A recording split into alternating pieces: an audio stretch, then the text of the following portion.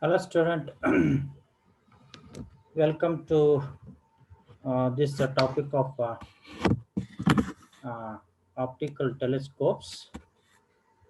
And in this session, I am going to explain some optical photometric instruments.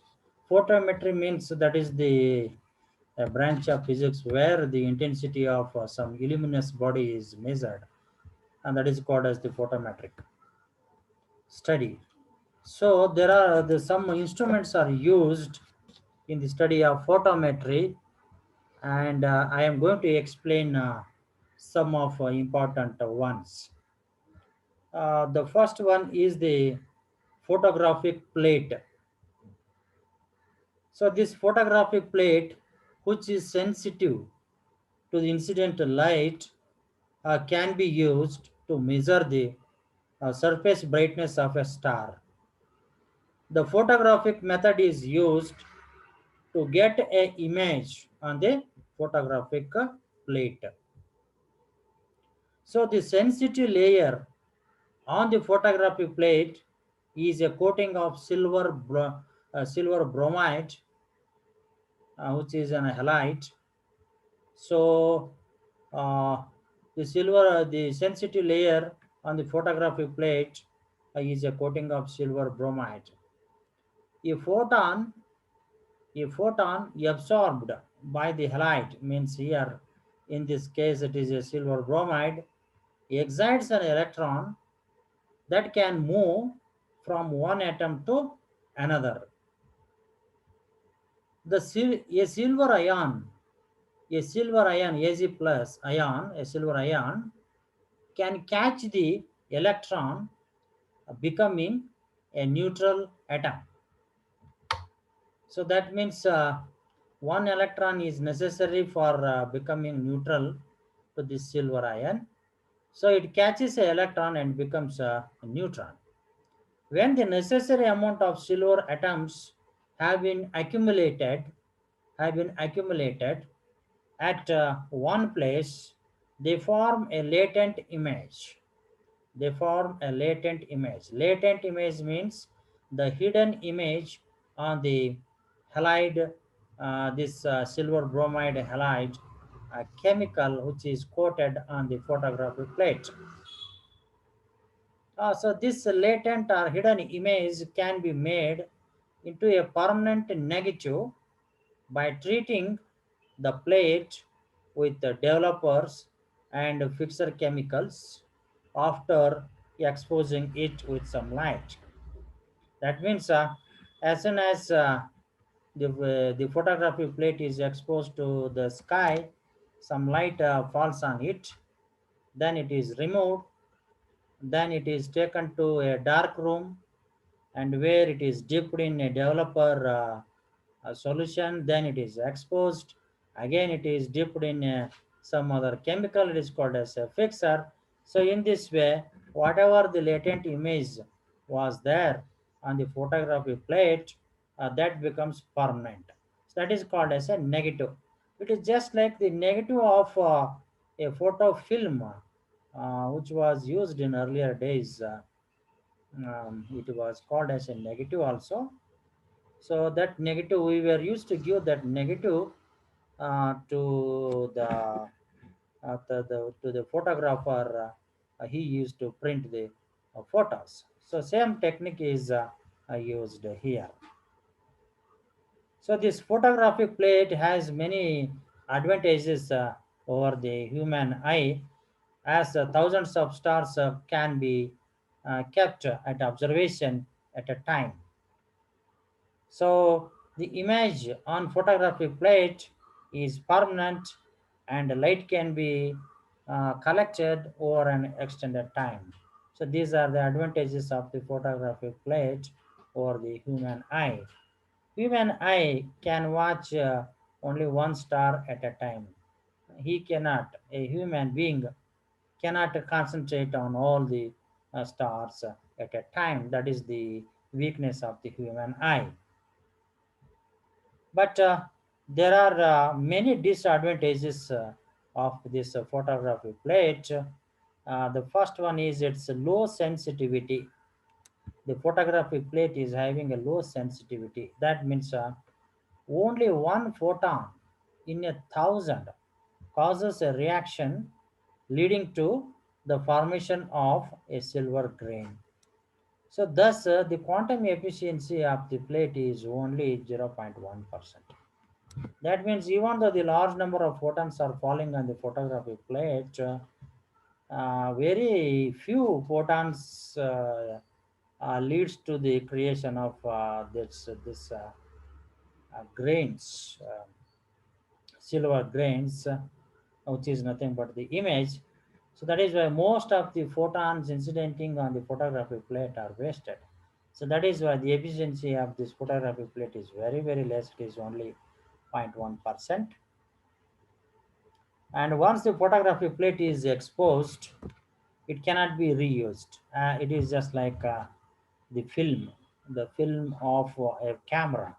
In older days, nowadays digital cameras are there, nothing to load film or anything, only digital memory is used. But in older days, a film was to be loaded to the camera, and after finishing the photographing, that has to be carefully handed over to a photographer for the developing all those processes. So that is why this photography plate is such a thing, it can be used only one time. The sensitivity of the plate is also strongly dependent on the wavelength of light incident on it. So that is why this is the problem. If the wavelength is changing, the sensitivity also changes. That is another problem. The next problem is that the accuracy of the brightness measured using this is only about 5%. So that is why it is not accurate also. Whatever the brightness of a star uh, um, measured with the help of this photographic plate can be considered as a tentative one. It is not an exact one. So this is about the photographic plate. And now we'll consider another device called as the photoelectric photometry or a photomultiplier. So this method works on the principle of photoelectric effect. As you know, the photoelectric effect means when the light rays of certain frequency falls on a photosensitive material, the electrons are ejected from that material, and the phenomenon is called as the photoelectric effect. This phenomenon is used in this device. The experimental arrangement for this method is shown in the figure. So this is the experimental arrangement. So in this diagram, uh, the light rays are coming from the telescope here. So in front of the telescope, a diaphragm is used, which is having a narrow hole or slit here. And the light coming out of this narrow slit falls on the collimator, is a lens. And this collimator lens makes the incident rays into a parallel beam. So a parallel beam is coming out of this collimator like this, and these parallel beam of light are falling on the semi-transparent mirrors. This one and this one are the semi-transparent mirrors. That means a part of light is transmitted, but other part of light is reflected by this mirror. This kind of mirror is called as a semi-transparent mirror. So the light from this collimator first falls on this first semi-transparent mirror. A part of light is transmitted and goes in this way, and some part is reflected. That reflecting light is coming down in this way. Here another collimator is there. So this collimator converges the this incoming light into a photocathode. This is the photocathode, and here is the filter. That means since means for one color, one filter is used here, so filters are necessary. And what happened next? This transmitted light from the first semi-transparent mirror is now falling on the second semi-transparent mirror, and again a part of that light is reflected in this down direction. So this is another photo. This is called as the one photo multiplier. Here another photo multiplier is used. A collimator is there, filter is there again. So here this filter filters the another wavelength. So for one color, one filter will have to be used. And this is another semi-transparent mirror. And the light which is transmitted from this semi-transparent mirror will move in this direction, and again it falls on a collimator or a field lens, and that light is converted is passing through this filter for one color, and it falls on the photo cathode of this photo multiplier tube. So in this process, three multiplier photo multipliers are used. This is the one photo multiplier, this is another photo multiplier, and this is the third photo multiplier. So this photo multiplier consists of these photo cathodes. These are very sensitive to the incident photons, and once the photons from these rays fall on the photocathode, that releases the electrons.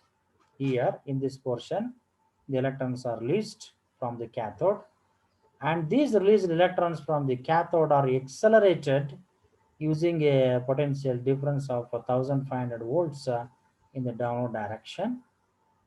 During their propagation or propulsion, they hit these things called as the diodes, and when they hit the diodes, so many electrons are ejected. These are all photosensitive electrodes called as the diodes. So these electrons hitting at these things called as the diodes further releases a very large number of electrons, and lastly they are collected by this anode. So this is the construction of a photomultiplier. This is also a photomultiplier. This is also a photomultiplier, and the collected from this anode are coming in this direction, and from this photomultiplier tube, the electrons are coming in this direction, and from this photomultiplier tube, the electrons are coming in this direction. So from these three photomultipliers, the electrons enters the amplifiers. These are the amplifiers, as this symbol itself indicates.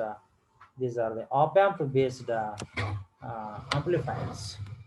These op-amp based amplifiers enhances the current. That means enhances the electrons to a very high level, so that produces a pulse of current, and that pulse of current is detected by this counter called as the pulse counter. So this is how this photo multiplier or the photoelectric photometry is works. So same thing is explained here. It is a multicolor because we have used three photo multiplier. So it is a multicolor photometer, as three filters for photomultipliers are used.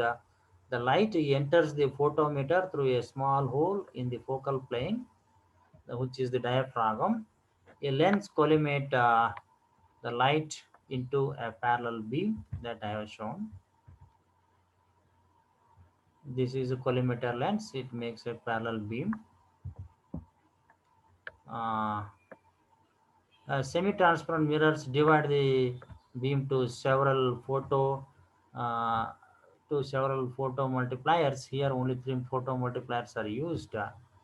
So this means the light from this collimator fall on the semi-transparent mirrors.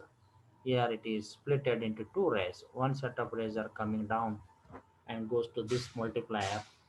Another set is coming down, set of rays coming on falls on this second semi-transparent. There also it is split into two rays. One set of rays are coming down to this photomultiplier tube, and another set is going to this photomultiplier tube. So in this way, this works. So everything I have explained. So the electrons hitting the diodes release still more electrons, and the current is greatly enhanced. Every electron emitted from the cathode gives rise to a pulse of up to 10 to the power 8 electrons at the anode, and the pulse is amplified and registered by the pulse counter. So this is another device which is used to count the photons emitted by a star. This particular device is used to count the number of photons emitted by a star. Next device is there. It is called as the CCD camera, or the charge coupled device. So the construction of the charge coupled device is shown in this figure. So this is a silicon wafer. On the silicon wafer, the circles indicates the pixels. Pixels are created. Pixels means they are the circle type of things which capture the photons, or which capture the electrons emitted by a photocathode. So in this way. So this is the figure A, figure B, and here I will show what happens. Figure B, figure A, figure B, figure C, D, and E is there. So the most important new detector is the CCD camera, or the charge coupled device. The detector consists of a surface made up of light sensitive silicon diodes arranged in a rectangular array of image elements or pixels. The largest camera have as many as 4096 by 4096 pixels. The principle of reading a CCD camera are shown through the diagrams. So, figure A, during an exposure, electrons are trapped in the potential wells corresponding to pixels of the camera. The number at each pixel shows the number of electrons. You look at this figure A. So this is the figure A. So these are all the pixels. Circles represents the pixels, and the number within the pixel indicates that the number of electrons captured by these pixels. These pixels are actually the semiconductor diodes arranged in a particular manner or pattern.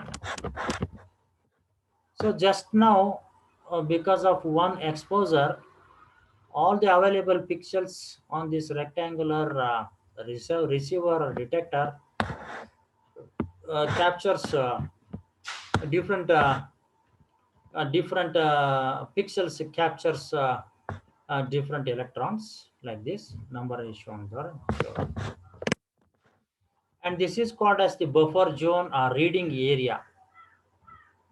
So what happens now, it is reading the pixels show here 000. That means these pixels present in this particular block called as the reading block or reading buffer are now right now not captured any electrons. So nothing is given output to an analog to digital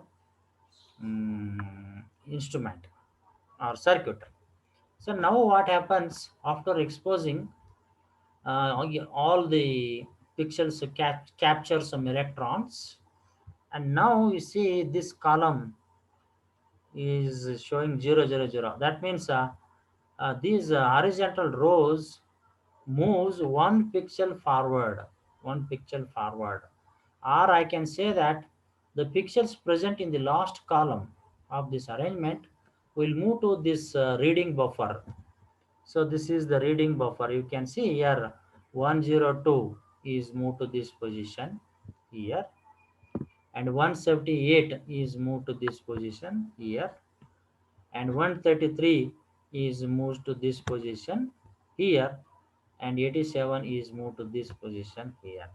So uh, the pixels move one step ahead. So that is why the pixels present in the last column are pushed to the reading buffer here. Next, what happens? Here is the figure C. Go to the figure C, and now these pixels present in this arrangement will be remain same. But what happens? The pixels which are present in the buffer will move the data step by step to this analog to digital converter. So what happened now? Uh, in the buffer, zone, so this 87 pixel is, that means this column is moving down towards analog to digital converter step by step. So one step of move sends this last pixel which has captured 87 electrons. It moves to the analog to digital counter. So that pixel is read out by the computer. And again, this next 133 pixel will move to this, and these two will come down one step. Next 178 will be pushed down, and next 102 will be pushed down. So in this way, all the pixels present in the buffer reading zone are sent one by one downward direction to the analog to digital converter. So that is why what happens now, you can look at this figure D. This is figure C, this is figure D. And now buffer zone is again showing 000, means all the pixels present in the buffer zone have not captured any electrons. All these pixels have moved down. So next what happens, the next column of this section of the pixels, now they move to the buffer zone like this. So that is shown in figure E. So this buffer, this column of the pixels are moved to the buffer zone, and that is why yeah, these two columns move forward by one pixel. So this becomes empty, and the now there are four pixels in the buffer zone which have captured the electrons. And now the process C is repeated. The process C is repeated. That means these pixels will be read out by sending one by one downward to the analog to digital circuit. So in this way, the reading process of all the pixels completes, and lastly they are fed to the computer, and computer gives the image of the star or whatever it is. So this is the processes, various processes which are taking place. And thus the CCD camera is now a little bit more about CCD camera. The CCD camera is nearly linear. That means the number of electrons is directly proportional to the number of photons. And calibration of data is much easier than with photographic plates. That means the data handled by or possessed by or the stored by CCD camera can be easily processed, and the process is very easy as compared to photographic plate. The quantum efficiency, that is the number of electrons per incident photon, is high, and the CCD camera is much more sensitive than a photographic plate, and the sensitivity is highest in the red wavelength range, that is about 600 to 800 nanometer, and where the quantum efficiency can be up to 80 to 90%. So that is why the CCD cameras are becoming very very important part of this astronomy, used to store the data or to get the data from the star. And what is the drawback of this instrument? The drawback is that a more serious problem is the readout noise of the electrons. That means uh, the pixels which are present in the buffer zone are read out by the circuit, but that creates noise. A lot of noise is created in the parallelly in the same at the simultaneously. So in older days, cameras, CCDs, it was hundreds of electrons per pixel. That means more number of pixels comes towards more number of electrons comes towards a pixel, but pixel will not capture all the electrons. It leaves around 100. Suppose 1,000 electrons are coming towards a pixel. Out of 1,000 electrons, 100 electrons are not captured by the pixel. Only 900 will be captured. So this is a problem with the pixels. But in modern cameras, it is a few electrons. This gives a limit to the faintest detectable signal. If the signal is weaker than the reader noise, and it is indistinguishable from the noise. That means um, the CCD camera is very sensitive, and even we can detect a faintest signal from a star. If the faintest signal is not distinguishable, that means the signal of that is less than the noise. That is why it is not possible to um, identify the stars. That is the one drawback of this CCD cameras. Now we will move ahead. The last uh, instrument of this photometry called as the spectrographs. We'll see what are these spectrographs. The simplest spectrograph is a prism that is placed in front of a telescope. So you can see here, up to this part, slit is there, column it is there. Up to this part, it is the part of a telescope. So in front of the telescope, we are just keeping a prism, and this prism acts as a spectrograph. So this kind of a device is called as objective prism spectrograph. Hmm? So just we are keeping a prism in front of the telescope. The prism spreads the different wavelengths of light into a spectrum which can be registered. As you know, once the light is passing through a prism, the dispersion phenomena takes place. That means the light gets splitted into its constituent colors. So the dispersion takes place into different wavelengths. That means the light gets splitted into different wavelengths. The prism spreads out the different wavelengths of light into a spectrum which can be registered. During the exposure, the telescope is usually slightly moved perpendicular to the spectrum in order to increase the width of the spectrum with an objective prism spectrum full stop here. So that means uh, here detector is kept here, and a spectrum is actually formed here. In order to increase the width of the spectrum on the detector, this prism is a little bit, it is sometimes raised up or down. It is adjusted. The position of the prism is adjusted in such a way that uh, the width of the spectrum formed on the detector is sufficiently large. With an objective prism spectrograph, large number of spectra can be photographed. Example for spectral classification.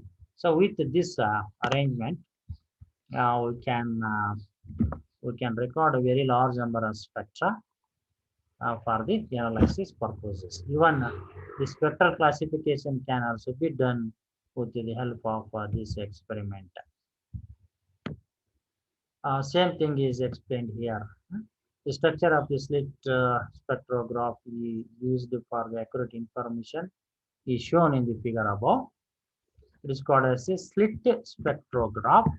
It has a narrow slit in the focal plane of the telescope. So it has a narrow slit in the focal plane of the telescope. Here telescope is there, and at its focal plane this slit is kept, and the light is guided through the slit to a collimator that refracts all the light rays into a parallel beam. So light is coming out of the slit, it falls on the collimator, then through the collimator, the light rays undergo refraction phenomena in collimator, then they are all converted into a parallel beam.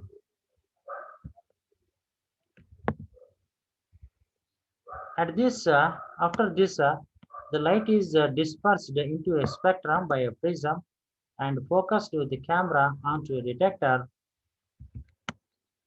So this parallel beam falls on the prism. In the prism, light rays are undergoing the dispersion phenomena, and the light is get split into different wavelengths. Then they fall on this camera, and lastly, image is formed on the detector. And detector, which is nowadays is usually a CCD camera. Just as I explained, a CCD camera can be used as a detector. A comparison spectrum is exposed to the next stellar spectrum to determine the precise wavelengths. So here what happens, actually this experiment is done with reference to a reference star. Its spectrum is displayed somewhere here, and this is the spectrum obtained by the star what we are observing, and here somewhere here another spectrum will be displayed which is a known star. Then both are compared, both these spectrums are compared for the analysis. In modern spectrographs using CCD cameras, the comparison spectrum is usually exposed as a separate image. So in a separate image, here somewhere here separately, the reference image of the spectrum is displayed. This is the experimental and this is the reference one.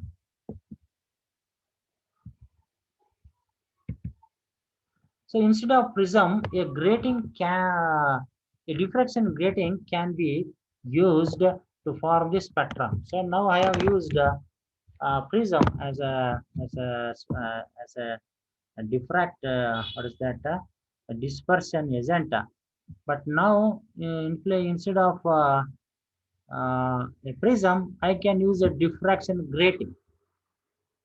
Diffraction grating. It is a glass plate where thousands of lines per inch are scratched by a diamond using a diamond point, and a scratched line acts as a opaque line, and the gap between two scratched lines acts as a gap acts as a slit through which the light has to be passed. Since the dimensions of the gap between these two scratched lines is equal to the wavelength of the light,